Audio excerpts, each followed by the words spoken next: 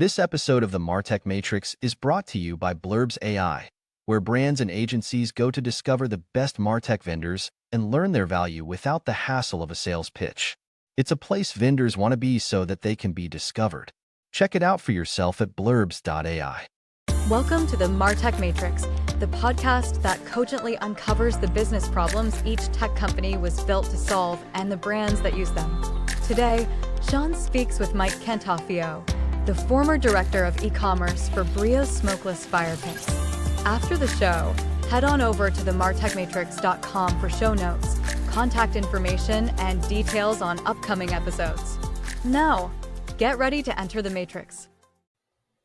Mike, welcome into the Matrix. How are you today? I'm good. Thanks for having me. Yeah, we're happy to have you here. For the audience, why don't you give them a little bit of background on who you are, kind of the brands you've worked for in the past, and the roles that you've had?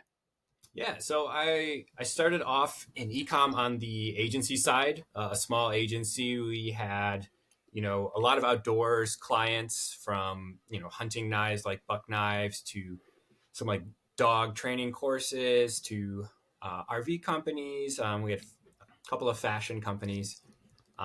So that's really where I kind of cut my teeth. I ended up training up a team within a couple of years there before I moved on to another agency. And rather than being like an account manager, which I was at the first agency, the second one, I was more in charge of strategy. They had a similar client mix, some outdoorsy stuff.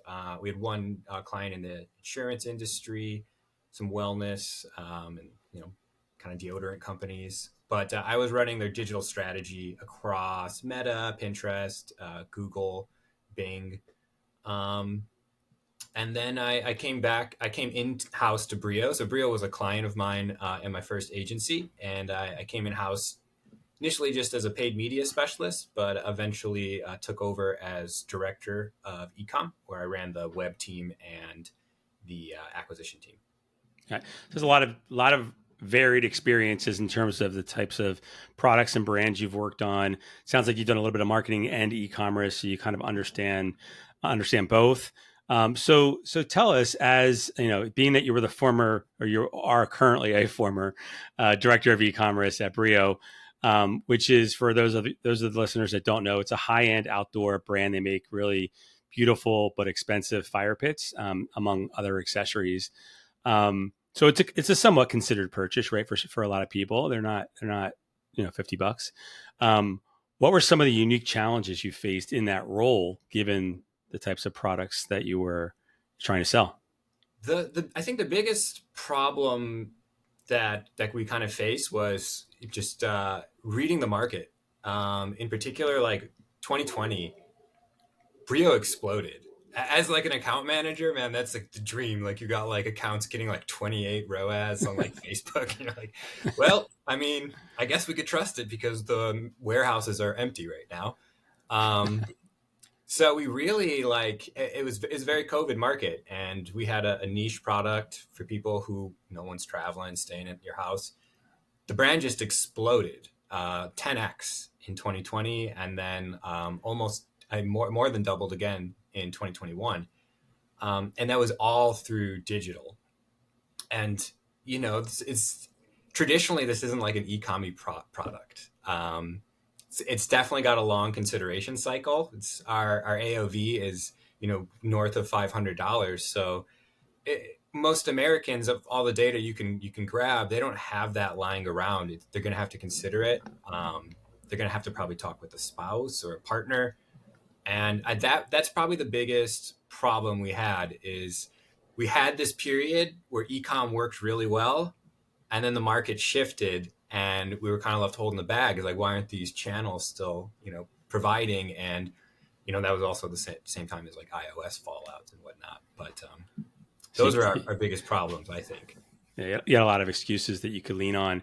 Yeah, I always found it interesting recently where companies they had a really down year from the year before, and I'm thinking, you can't compare 2023 to 2021. They're just very different in terms of behaviors, disposable incomes. What was a priority for people, right? You kind of have to look back to the pre-COVID years to really draw a fair comparison in terms of growth. You shouldn't punish yourself because sales are down post COVID, especially for a product like Brio, where it was, people were stuck at home. And so how did you approach building an effective e-commerce strategy for a product that was such highly considered like Brio? Like you said, AOV was north of $500. I know some of these can get into the $1,500, $2,000 range. How did you? I'd ask how you built the e-commerce strategy, but how did you change it during COVID versus post-COVID? Like COVID was a dream because most of the time, we were just selling out, and so it's like, hey, actually pull back on ads a little bit. Afterwards, when everything, we reach points of diminishing returns, I guess is one way to kind of think about it on Meta. But, we really had to kind of take some steps back and look at the whole business and realize, the way it was set up, at least the way our customers were interacting with it, we had two huge pillars, one in the spring and then, Black Friday, holiday season.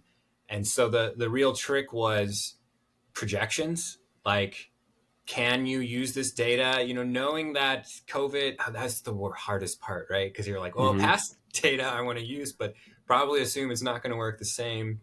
But still factor it in. It's the best you can do, and really try to nail like the seasonal approaches and then budget accordingly. Like if we know people are going to be buying in this season, make sure we're heavy in digital and demand capture, but also make sure like our MER or ROAS goals are pretty exaggerated in those seasons. We want to be pulling in profit versus like low seasons, like when to ramp and fill the top of the funnel.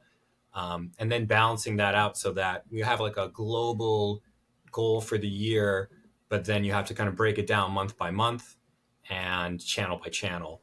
And that's where measurement really came in, and kind of this theme that keeps popping up, like our exaggerated consideration cycle.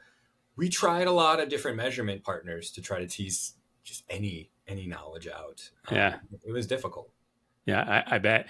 And I know this category, just from my own personal experience, has exploded during the pandemic, right? Like whether you're online, seeing online ads, or just walking through the hardware store or the home goods store, I see fire pits galore, right? And they're all very different. They all have different price points.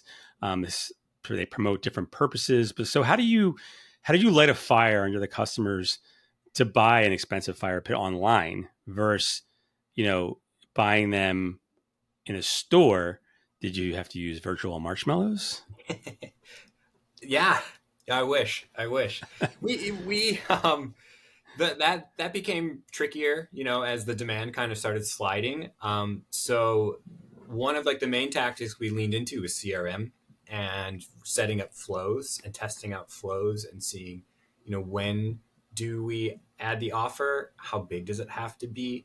Because when it comes to like, high ticket item, customers generally want to win, no matter how small. But if they're on the fence, they got the cash, and you hand them a little win, that's usually enough to push them over the edge. So particularly on like our weak seasons, we would rely on offers.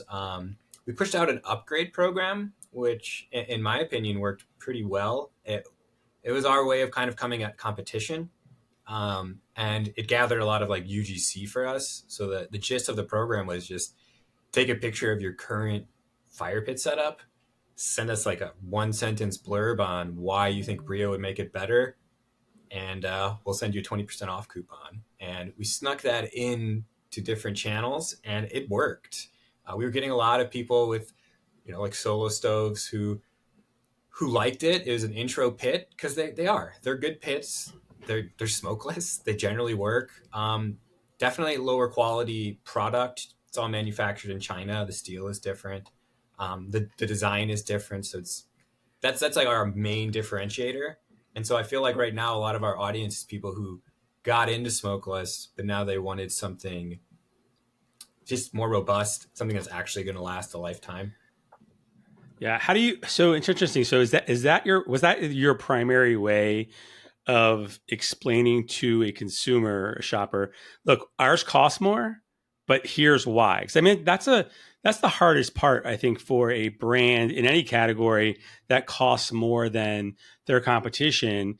you know the quality, right? You know the longevity of the product better than your consumer, but all your consumer sees is one price versus another. They both do the same thing. They're not thinking about, is this thing going to last me, 5 years or 10 years or 20 years? How do you get that point across to a consumer so they understand the long-term value versus the competitor? Yeah, that's where I like using Meta. A lot of like other A/B testing just to test out messaging, and we did find that just calling out the fact that we're made in Lancaster, Pennsylvania, that was, and we primarily just sell to the United States, so that really does seem to resonate with American consumers that it could be higher quality. We would call out stuff like we've got thicker gauge steel, lifetime warranty, free shipping. Um, we've also we've got plenty of content, so it's all visual explanations. That's just where the world is. So we've done stuff where quasi scientific, where you have a sledgehammer on a rope. You pull it off to the same spot for both pits, let it hit a solo stove, let it hit a Brio, and the impact difference is really obvious. So lots of kind of ads like that. One of our founders, John, he even got this guy who's got a huge pumpkin chunkin cannon somewhere in the East Coast, shot pumpkins at both pits just to kind of see. So we did a lot of like feats of strength just to compare ourselves to competition as well. Yeah, and I think the UGC video, like people turning in their old fire pits, regardless of if it was a solo or any random fire pit, I think just seeing that, just because it's a fire pit doesn't mean it's a good fire pit, and it might be it might be less expensive, but this is what you're going to get. So I think that's got to make people take pause and go, this is worth a couple extra bucks, because if I have to buy two of these, if I have to replace it, then it ends up costing me more money anyway. And maybe I don't have as good of an experience either on the first go around.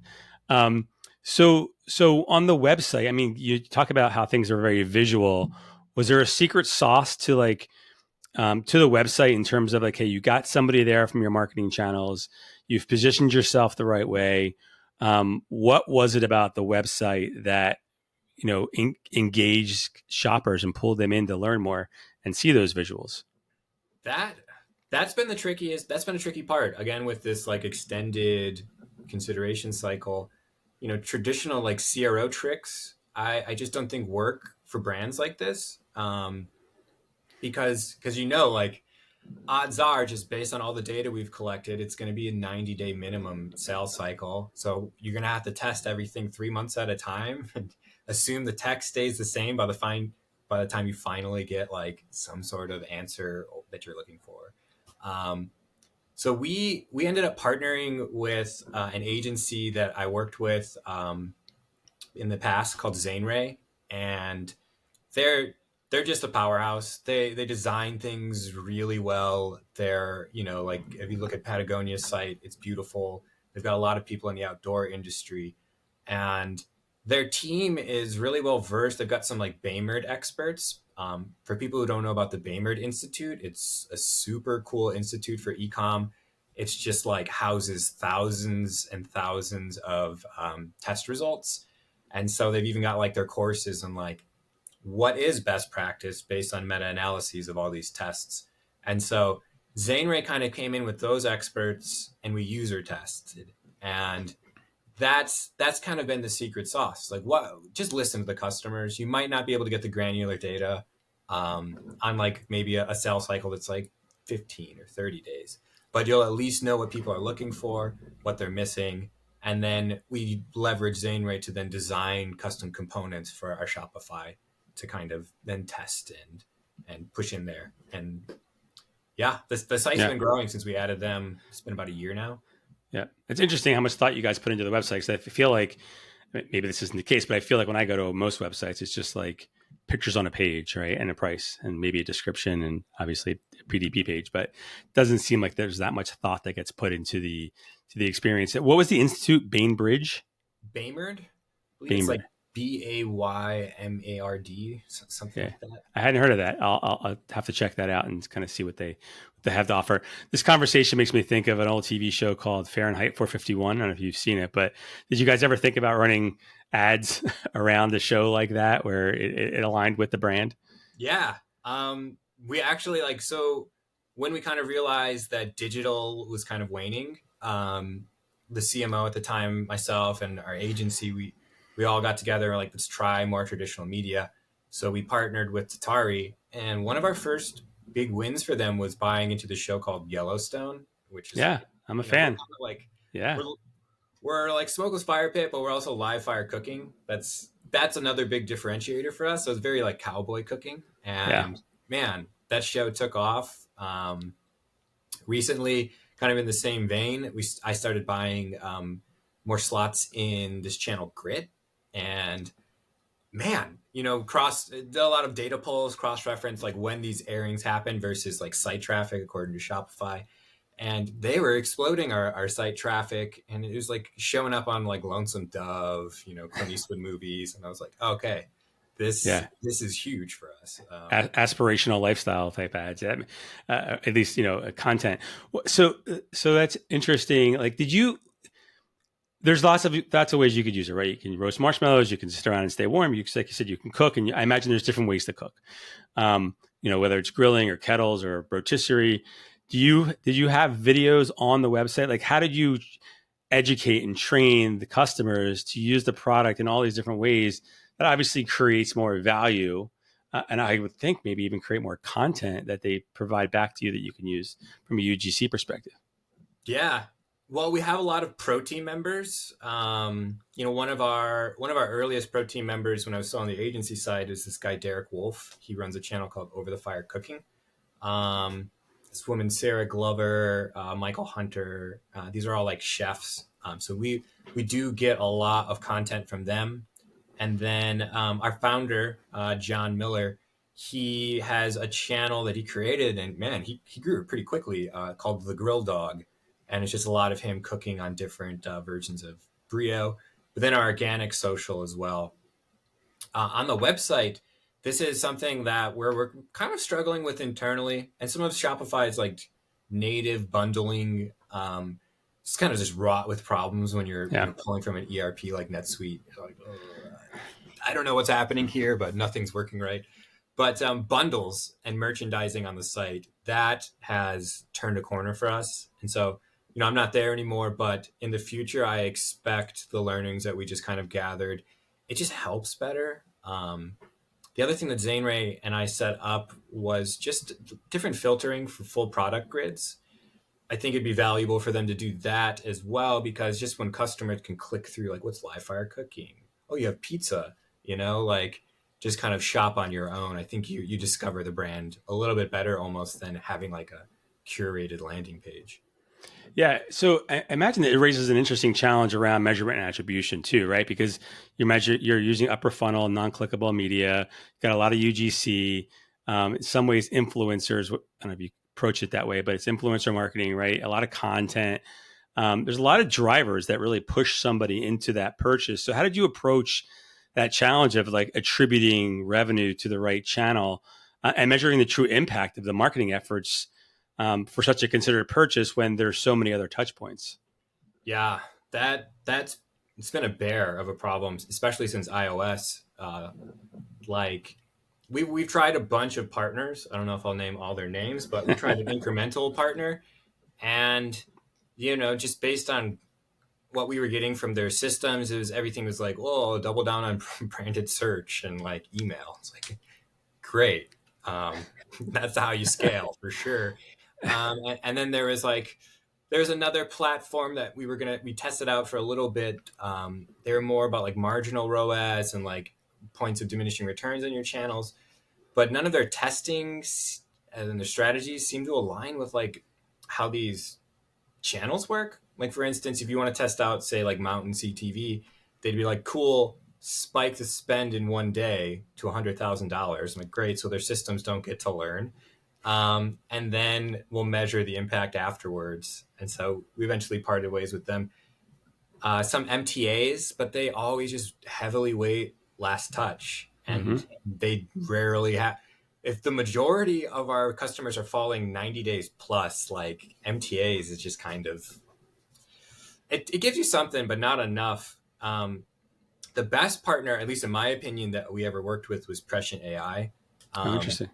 the MMM was just so much more helpful, and and even like, I mean, we pivoted on their data. We started really pulling back on Google in particular, and putting it more into top of funnel. It seemed like that their systems actually understood what was driving the business, as they added like Tatari connectors as well and their halo effect. We were really starting to paint a picture of like, wow, actually, maybe a lot of these Tatari people, they're coming to the site, or they're we would notice like our Google branded search explode, but it didn't necessarily translate into website traffic Mm-hmm. to the same degree. Tatari came in and we saw, oh, a lot of these people actually then going searching us on Google, but then going to Amazon. Yeah. So the MMM approach is just way more helpful, I feel like, for this business, and any business with like an extended sales cycle, because you really can't touch. I mean, you can't trust last touch. It certainly is maybe providing value, but you know. Yeah, I mean, I think it all comes down to like what channels have you tried in the past, right? Because so much of it is the data and the modeling, right? And if you've only done Google and Facebook for 5 years, the data is going to tell you Google and Facebook is what's driving your sales. You're not going to know that TV can work until you actually try TV and you throw it into the measurement mix. So these tools are only as good as the data you're providing it, right? It's garbage in, garbage out. But you still have to, if you have the data, you have to have the right models and the right tech or the right people to help analyze the data so that you can make it actionable. When working with a solution like that, how difficult or easy was it for you to say, I mean, it's a people versus tech question I'm asking you, right? Like if you get set up with a platform and you log in every day and you see the data, is it usually good enough that like it's clear enough that you can say, okay, I see the data, I understand how to read it, now I know what to go do on my implementation side? Or do you still feel like you need people, the right people, analysts, people that understand the data to help you make those decisions with confidence? I think there's a huge person component. I'm a real big fan of like the 80-20 rule, and it's always 80% people, like 20% tools max. But yeah, that's the problem with it. It's giving you insights, but then it's like, do you have enough sense to know how to leverage them? And then more importantly, like, no platform or measurement tool should you trust implicitly. Like, it's you got to test into everything, and you got to kind of think about what are some confounding variables that could be a part of this equation right now.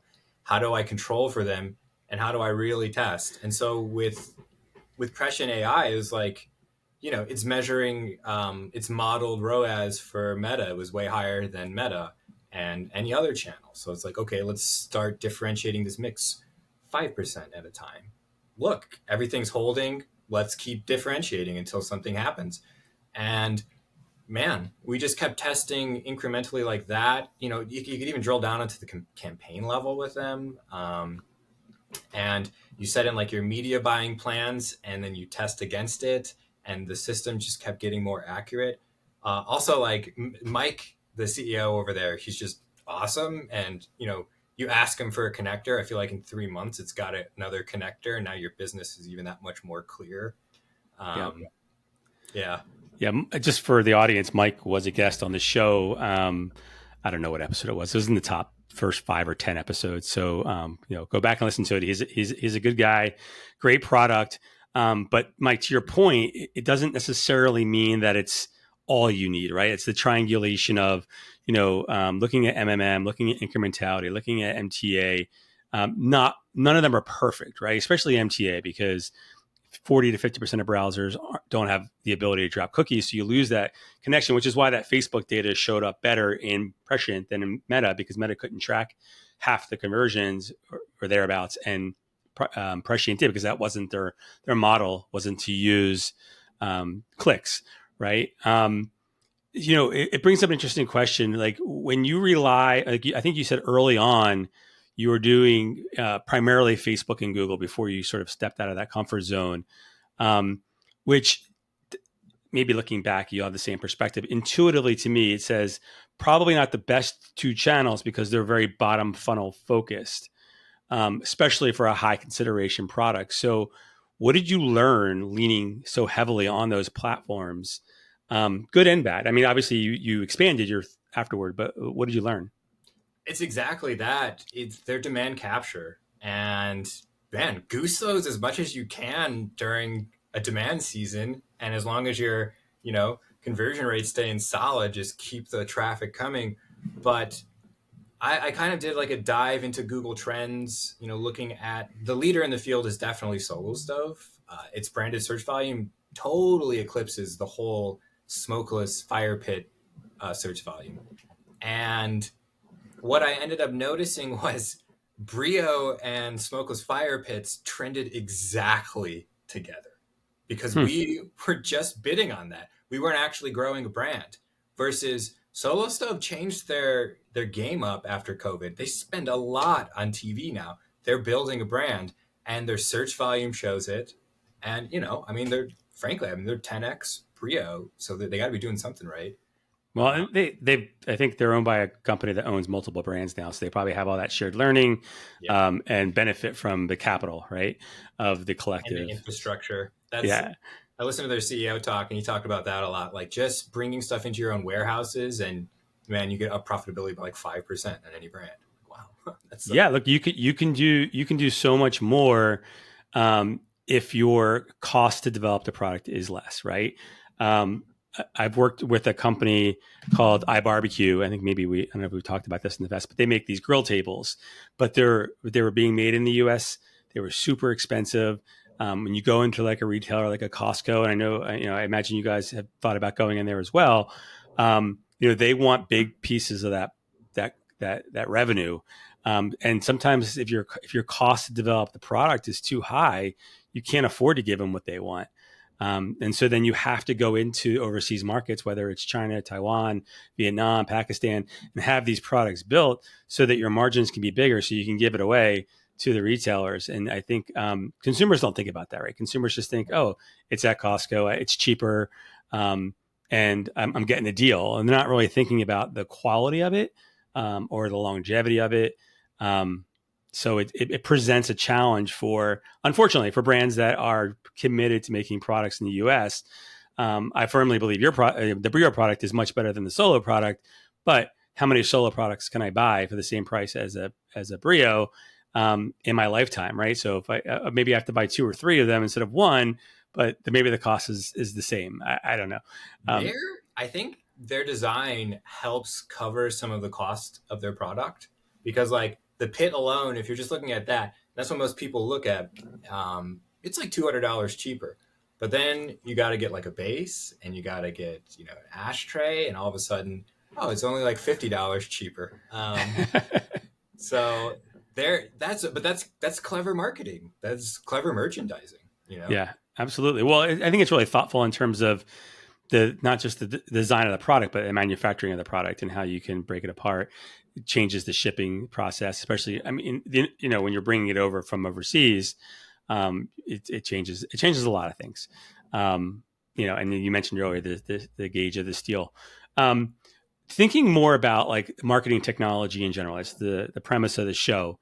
How did you go about it at Brio? In other words, were you reacting to inbound sales calls from vendors and going, oh, that's interesting, I wonder if that fits into our business? Or was it more, I have a need, so I'm going to go out and do the research and figure out what technologies are out there that can help me solve that problem? What was your thought process like, and how did you go about it? It's definitely a mixture of both. Not definitely imperfect, but especially as a director, you get so many of those emails. I actually read a good amount of them, as long as it's not like dear and then like field. First name. Dear first name. Yeah, you're done with me. But yeah, I relied a lot on that, and then just having like contacts out there. What are you guys using? But yeah, it was imperfect, and I think we got stuck with, I mean, we got stuck. I'll say it. We got stuck with Wonderkind, because we didn't research hard enough. Research Yeah. before you sign up with those guys. Um, and there's better solutions. Ended up checking out like Cradio AI way too late. Like that's exactly what we wanted. Um, Very reasonable. So yeah, I'm also part of this group. There's just a couple of like ecom groups out there where directors get together, and it's like a forum where you just ask like, hey, what are you guys using for CRM? Like Klaviyo seems to be the best fit for us, but everyone's talking about Trilio or something. Yeah, Um, totally. Your community, your networking, your peers, anybody that's been through it. If there's a director of e-commerce out there that's not sure about what to do about a certain problem, ask Mike. Ask somebody that's been in your shoes that has worked with those solutions or solved that problem. It doesn't mean the solution they picked is the right one for you, but it's a starting point, right? But where you can learn about what questions you should be asking, because there's different solutions out there for a reason. And some are better for some brands and some are better for others, especially if you're high considered versus low considered, if you're disposable versus, lifetime type product. So there's a lot of variables, but I think so much of what we do in this business is people making sure that you had a good, did they have a good relationship with the company? Were the people at Wonderkin, were they good people? Were they nice? Were they honest? Were they thorough? Or Cradio, like what was it that you liked about them? And don't rely on one person. Rely on multiple people as close as you can to the product that you sell or the type of business that you have, because ripping and replacing is costly. It sounds like if you stay longer, maybe you would have ripped out Wonderkin in favor of Cradio, but you signed a long-term contract, so you were kind of stuck.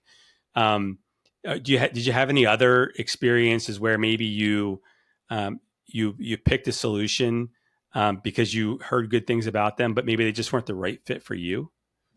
I guess a similar case would be Yotpo.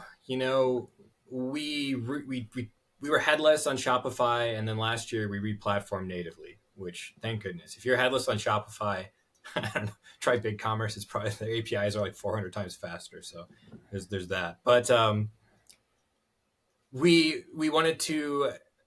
I didn't like working with Loyalty Lion because all of their reps are in like London, and like, man, getting on the call when there's a problem is a real issue, and our customers really like our loyalty program. So kind of, you watch as tech circles kind of become like incestuous, and you see like Klaviyo, Shopify, Yotpo all getting together. You assume that there's going to be some synergy and some investments there. It's been nothing but a headache with Yotpo. They didn't even finish the setup yet. It's been a year and a half. There's still some bugs where they can't pull in like past customer value, so none of the tiering is working. And the one time they tried to upload all that, they ended up like breaking Shopify. So it's just like been woefully, yeah, they've been horrible. So. Yeah, from some of the conversations I've had, I think my takeaway from Shopify plugins is like, yeah, they make it easier for you to find solutions that they've partnered with. It doesn't mean that it's going to go smoothly or that it's going to be super easy to integrate. Just because there's a plugin doesn't mean there isn't more to it. Or just because they're in the app store doesn't mean that it's going to be easy. So it's certainly a good place to go discover, but I wouldn't make that my only place. I would definitely do some research beyond what you find there. It's a good starting point to kind of understand who's in the space, and then go see who they compete with that maybe aren't in the space that might be a better fit for you. So I think that's good advice. So based on your experiences, what advice would you give to other e-commerce leaders or professionals looking to drive growth and profitability in a premium product category like Brio? Listen to your customers, I think, is number one. I mean, that's in every industry, but like post-purchase surveys, amazing. And then also like, I've talked with other leaders in this kind of like category of just luxury goods, if you want to call it high-end products. And actually everyone hates luxury goods. So we'll call it high-end products. And oh man, I lost my train of thought, but well, you're giving advice to people, so get back on the train. So, I mean, listening to your customers, post-purchase surveys, incredibly valuable. I remember where I was going. Yeah, most like high-end products, their customers do a great job selling it. You know, I'd figure that into your margins if you could. You know, we're like, this guy's gonna get it. We're gonna acquire him at whatever the CAC is, but then we're also gonna leave a little room in there so we can give him some deals, maybe for selling this product to his friends. Because when you actually make a good product, like Brio is guilty of that. Like, it's a great product. You cook pizzas on that thing, you take the pizza oven off and hang out with a bunch of people for the rest of the night. It's a really beautiful experience, high quality. But if you're actually making that, it works. People are going to want to sell it, you know? They're going to be able to check this out. And tapping into that is easier than probably finding new customers. Like I was saying, most of the luxury high-end brands I know, like 40% of their customers are, you know, at least saying they're coming in because of a friend referred them. Yeah. Well, it's that word of mouth marketing. Like, it's the oldest marketing channel in the world. And we've gotten away from it for a couple of reasons, I think. Personally, I think one is it's difficult to track. So, you know, for many years in digital marketing, if you couldn't track it, you don't do it. And I think brands were scared for the longest time if the word, you know, UGC, like that just terrified them. I think Meta, TikTok, Instagram have really, you know, made that a little bit more palatable for brands. They realize that, hey, I can't control this. People are going to say what they say anyway. I might as well use it to my advantage and take the positive and use it as marketing collateral, right? And if that means, you know, I'm not talking about influencers. That's something a little bit different. I'm talking about people who bought the product, that are using the product. Give them something for passing the word on, you know, in a video that you can use. And then they're going to tell their friends, hey, I did this video. It's on the internet. Go check it out. And, you know, they're going to promote it. And then, you know, you get the content. And there's nothing more, I think, validating for a brand than to have a customer say, I bought this product. I spent my hard-earned money to buy this $1,500 product or whatever the product cost. And I love it. And here's how I use it. Like, that's motivating as opposed to just polished advertising, which is, people know, is designed to sell them something that they maybe don't need. So I think it's good advice. Embrace your customers' perspective. Listen to what they're saying. Listen to how they're using the product. They're probably spending more time with it than you are. Yep. And I mean, with a product like Brio, the fire pits, they're just inherently social. So this, I feel like the brand, if anyone's listening, that's like, they're missing out on creating more of a culture. And I feel like loyalty programs are that. That was kind of next steps for me. Was I wanted to create more of like a fire master tier for the people who are actually cooking on it. You know, compete. And, you know, we make stuff out of steel. Could easily make like a mini Brio that says, you know, Fire Master of the Year. We have a live event in PA every year, so you could easily have a competition. And like a cook-off, right? Like a barbecue competition or whatever, but on the Brios. I mean, that's brilliant. I don't know why you guys wouldn't do that, especially in an area like Lancaster. If people aren't familiar with it, it's a Amish country, but it's a beautiful part of the country. Yeah. Good people. I think that's a good place to leave it. Mike, thanks for being inside the Matrix, and hopefully we'll have you back soon. Yeah. Hear about your future experiences. Hopefully. It's a lot going on right now. So hopefully all right, man. Some positive news soon. Appreciate it. Take care. See ya. Bye. This episode of the MarTech Matrix was brought to you by the coolest MarTech discovery platform on the planet, Blurbs AI. A place where buyers discover the best MarTech vendors and learn their value without the hassle of a sales pitch. At the same time, it's a place where vendors can be discovered and contacted by buyers. Learn more at blurbs.ai. For show notes and information on upcoming episodes, head on over to themartechmatrix.com. If you would like to learn more about the people and companies appearing on this podcast, send Sean a note at sean@themartechmatrix.com. New episodes of the MarTech Matrix podcast will drop every Monday, so be sure to subscribe with your favorite podcast network so you can stay on top of what's happening in the Matrix.